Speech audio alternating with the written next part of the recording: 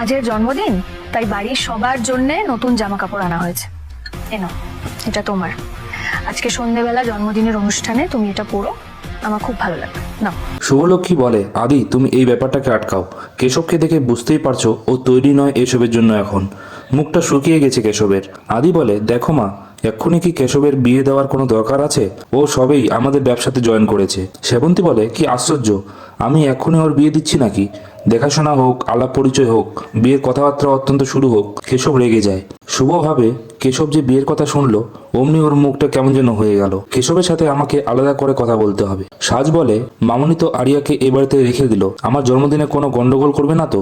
Area ভাবে, আমার যতই খিদে পাক এদের সামনে কিছুই বলবো না। এরা বুঝলো না আমি একবার বলেছি খাবো না, আর এরা কেউ ডাকতে এলো না আমাকে। শুভলক্ষ্মী আসার শব্দ পেয়ে আরিয়া তাড়াতাড়ি শুয়ে পড়ে। শুভলক্ষ্মী ভাবে, থাক, মেয়েটা সবই ঘুমিয়েছে, আর ডাকবো না, আবার তখন মাথা গরম হয়ে যাবে। সন্তানহারা মা হিসাবে ওকে শুধু একটু আগলে রাখতে চেয়েছি। পরবর্তী পর্বটি দেখতে হলে অবশ্যই লাইক এবং সাবস্ক্রাইব করুন।